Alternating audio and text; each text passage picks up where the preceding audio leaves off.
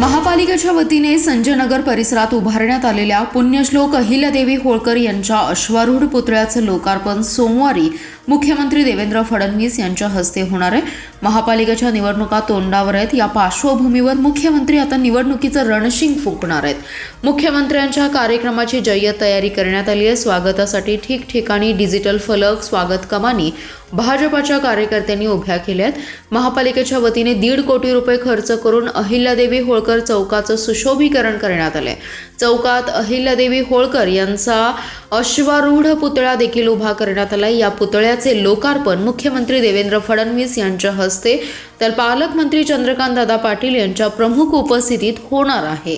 या कार्यक्रमाची जय्यत तयारी भाजपाच्या कार्यकर्त्यांनी केली आहे। आमदार सुधीर गाडगीळ, आमदार सुरेश खाडे, आमदार गोपीचंद पडळकर, भाजपा नेते शेखर इनामदार, जयश्रीताई पाटील, शहर जिल्हाध्यक्ष प्रकाश ढंग यांच्यासह भाजपाची संपूर्ण टीम मुख्यमंत्र्यांच्या दौऱ्याच्या तयारीसाठी लागली आहे।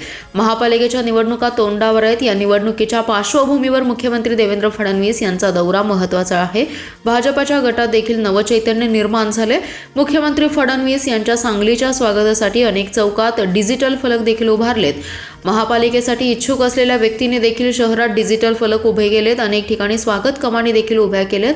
महापालिका निवडणुकीसाठी सांगलीसाठी मुख्यमंत्री देवेंद्र फडणवीस काय घोषणा करणार याकडे आता सर्वांचं लक्ष लागलंय। देश व राज्य पातळीवर अहिल्यादेवी होळकर यांची 300वी जयंती विविध उपक्रमांनी साजरी होते। अहिल्यादेवी होळकर चौकात महापालिकेच्या माध्यमातून पुण्यश्लोक अहिल्यादेवी होळकर यांचा अश्वारूढ पुतळा उभारला आहे। याचं लोकार्पण मुख्यमंत्री देवेंद्र फडणवीस यांच्या हस्ते होणार आहे। अत्यंत कठीण परिस्थितीत सत्तेची धुरा सांभाळून अहिल्यादेवींनी प्रजेच्या हिताला सर्वोच्च स्थान दिले। त्यांचा आदर्श समाजात रुजण्याची गरज आहे। अश्वारूढ पुतळ्याच्या माध्यमातून त्यांचा इतिहास समाजातील सर्व घटकांपर्यंत पोहोचेल असं मत आमदार गोपीचंद पडळकर यांनी व्यक्त केले। यावेळी आमदार सुधीर गाडगीळ, जयश्रीताई पाटील उपस्थित होत्या। महापालिकेच्या वतीने 1.5 कोटी रुपये खर्च करून अहिल्यादेवी होळकर चौकाचे सुशोभीकरण करण्यात आले। चौकात अहिल्यादेवी होळकर यांचा अश्वारूढ पुतळा देखील उभा करण्यात आलाय। या पुतळ्याचे लोकार्पण मुख्यमंत्री देवेंद्र फडणवीस यांच्या हस्ते तर पालकमंत्री चंद्रकांतदादा पाटील यांच्या प्रमुख उपस्थितीत सोमवारी होणार आहे। या सोहळ्यासाठी जिल्ह्यातील सर्व आमदार, खासदार यांना निमंत्रण देण्यात आले असून मोठ्या संख्येने या कार्यक्रमाला उपस्थित राहण्याचं आवाहन गोपीचंद पडळकर यांनी केलं आहे।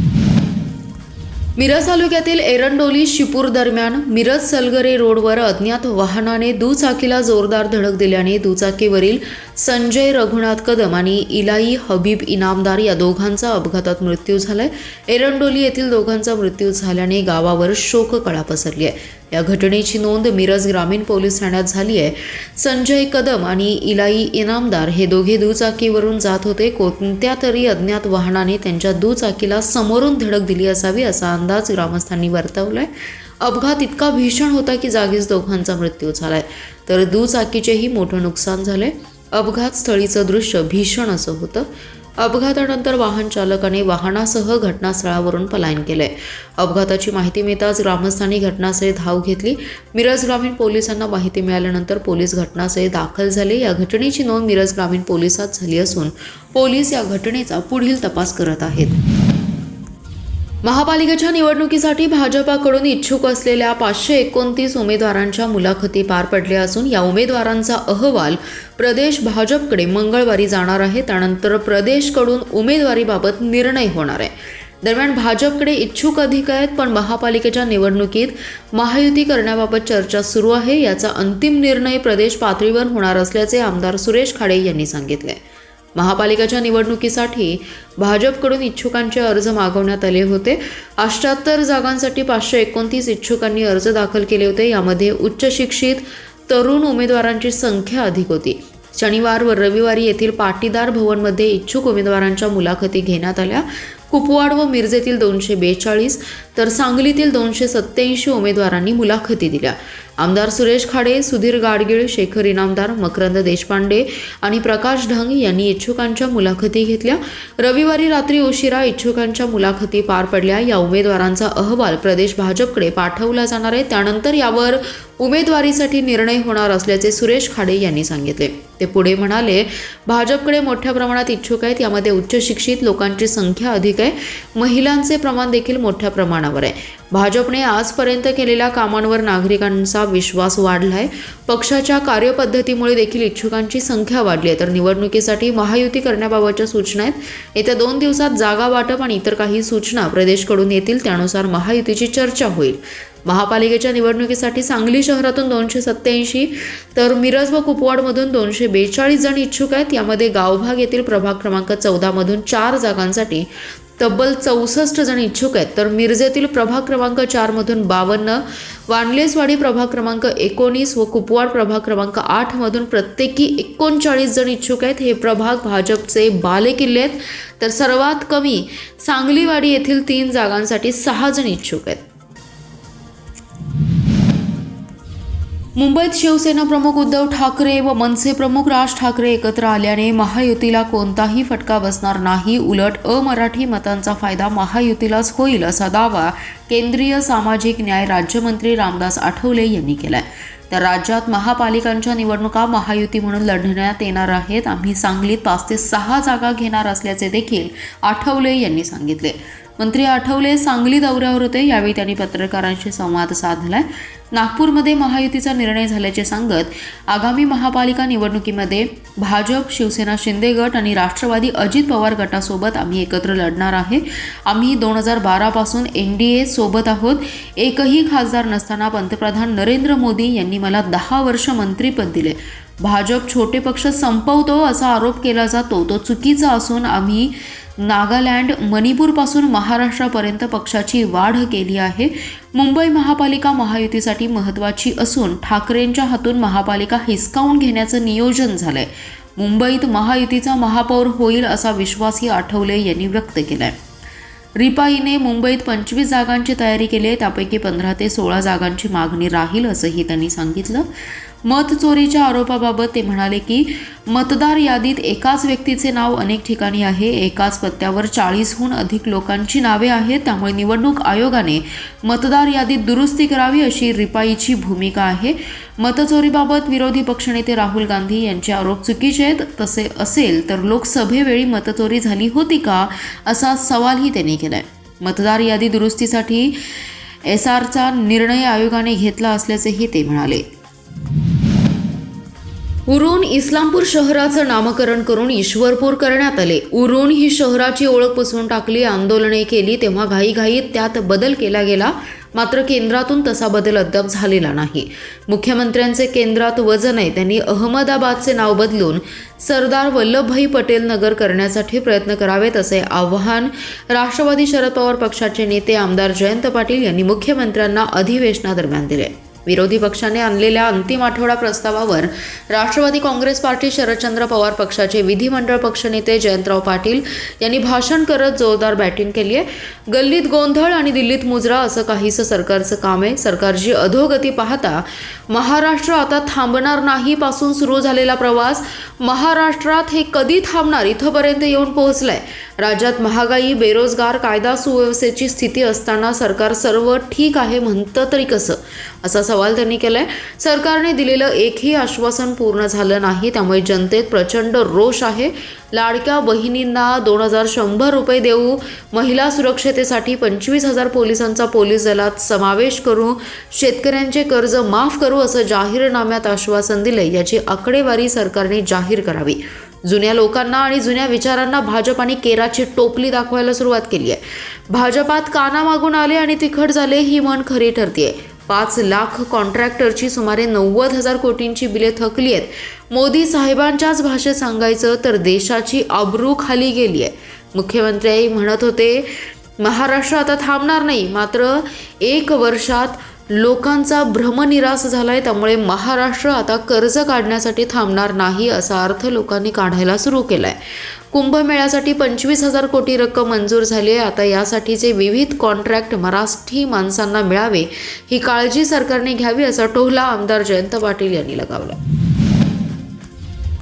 तासगाव तालुक्यातील बलगवडे येथे सुरू असलेले बेमुदत आमरण उपोषण मोकळ्या जागेत सोलर प्रकल्प उभारण्याच्या अटीवर अखेर मागे घेतले असून गावामध्ये आनंदाचं वातावरण आहे. मागील 3 दिवसांपासून सुरू असलेलं बेमुदत आमरण उपोषण भिवघाट तासगाव रास्ता रोको आंदोलन करून निषेध करण्यात आला.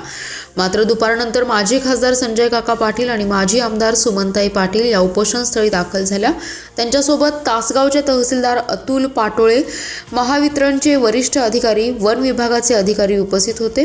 तासभर झालेल्या चर्चेत गावकऱ्यांनी आपल्या अटी आणि शर्ती मांडल्या. त्यावर सखोल चर्चा होऊन एकमताने असे ठरले की गट नंबर 180, गट नंबर 181 या असलेल्या मोकळ्या जागेत हा सोलर प्रकल्प उभा करण्यात यावा.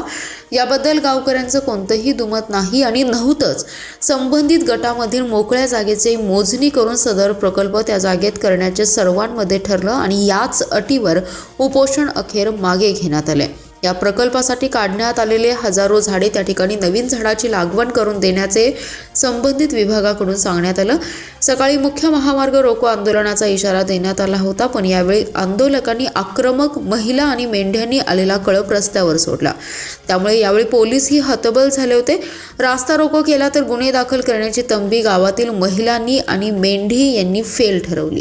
यावेळी रस्त्याच्या दोन्ही बाजूला मोठ्या प्रमाणात वाहनांच्या रांगा लागल्या होत्या. राष्ट्रीय लोक अदालतीमध्ये सांगली जिल्ह्यातील 3,831 दावापूर्व प्रकरणे तडजोडीने निकाली काढण्यात आली. तसेच सर्व न्यायालयातील मिळून 1,165 प्रलंबित प्रकरणे अशी एकूण 4,996 प्रकरणे निकाली काढण्यात आली.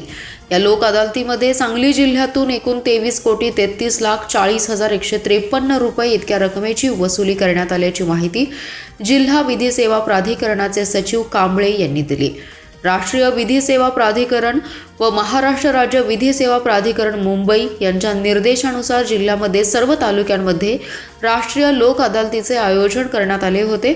या लोक न्यायालयाचे आभासी पद्धतीने सांगली जिल्ह्याचे पालक न्यायमूर्ती तथा मुंबई उच्च न्यायालयाचे न्यायमूर्ती सोमशेखर सुंदरसन यांच्या हस्ते उद्घाटन करण्यात आले. यावेळी प्रमुख जिल्हा व सत्र न्यायाधीश तथा जिल्हा विधी सेवा प्राधिकरणाचे अध्यक्ष NK ब्रह्मणे, वकील संघटनेचे अध्यक्ष अशोक वाघमोडे, जिल्हा सरकारी वकील VM देशपांडे आणि इतर विधिज्ञ उपस्थित होते. यावेळी पालक न्यायमूर्ती सोमशेखर सुंदरसन यांनी सांगली जिल्ह्यातील ठेवलेल्या प्रकरणामध्ये जास्तीत जास्त प्रकरणे तडजोडीने मिटवण्याकामी शुभेच्छा दिल्या.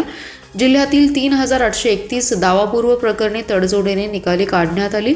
तसेच सर्व न्यायालयातील एकूण मिळून 1,165 प्रकरणे अशी एकूण 4,996 प्रलंबित प्रकरणे निकाली काढण्यात आली. या लोक अदालतीमध्ये सांगली जिल्ह्यातून सुमारे 23,33,40,153 रुपये इतक्या रकमेची वसुली करण्यात आली आहे. यावेळी मुख्यालयातील सर्व न्यायिक अधिकारी, वकील संघटनेचे पदाधिकारी, वकील, पक्षकार, बँका, पतसंस्था, MSEB यांचे पदाधिकारी, संबंधित विधिज्ञ, जिल्हा न्यायालयाच्या प्रबंधक श्रीमती कासार, न्यायालयीन कर्मचारी उपस्थित होते. महापालिकेच्या प्रारूप मतदार यादीवर दाखल झालेल्या 5,213 हरकतींची पडताळणी BLOनी प्रत्यक्षात जागेवर जाऊन केली आहे. हरकतीची सत्यता तपासून या हरकती निकालात काढल्या गेल्या असून सोमवारी अंतिम मतदार यादी प्रसिद्ध होणार आहे. या यादीकडे सर्वांचं लक्ष लागलंय. महापालिका निवडणुकीसाठी प्रशासनाने 20 नोव्हेंबरला प्रारूप मतदार यादी प्रसिद्ध केली होती. त्यावर 3 डिसेंबरपर्यंत सूचना आणि हरकती मागवण्यात आल्या होत्या. या कालावधीत तब्बल 5,213 हरकती सांगली, मिरज व कुपवाडमधील सर्व प्रभागातून दाखल झाल्या होत्या. एका प्रभागातून दुसऱ्या प्रभागात मतदारांची नावे समाविष्ट केल्याची तसेच अंतिम प्रभाग रचनेतील नकाशानुसार प्रारूप मतदार यादीत प्रभागाच्या सीमा काही ठिकाणी बदलली असल्याचं हरकतीत म्हटलं होतं.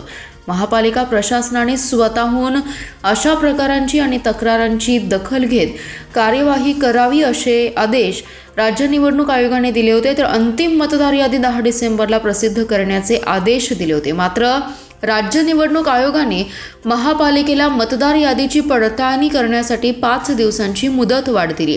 या मुदतीत प्रशासनाने दाखल हरकतींची BLOंच्या माध्यमातून जागेवर जाऊन पडताळणी केली आहे। ज्या मतदारांची नावे अन्य प्रभागात समाविष्ट झाली आहेत अशी नावे पुन्हा मूळ प्रभागात ठेवण्यात आली असल्याचं समजते। याबाबत अंतिम मतदार यादी जाहीर झाल्यानंतर समजणार आहे। सोमवारी अंतिम मतदार यादी प्रसिद्ध होणार आहे। या यादीकडे सर्वांचं लक्ष लागले।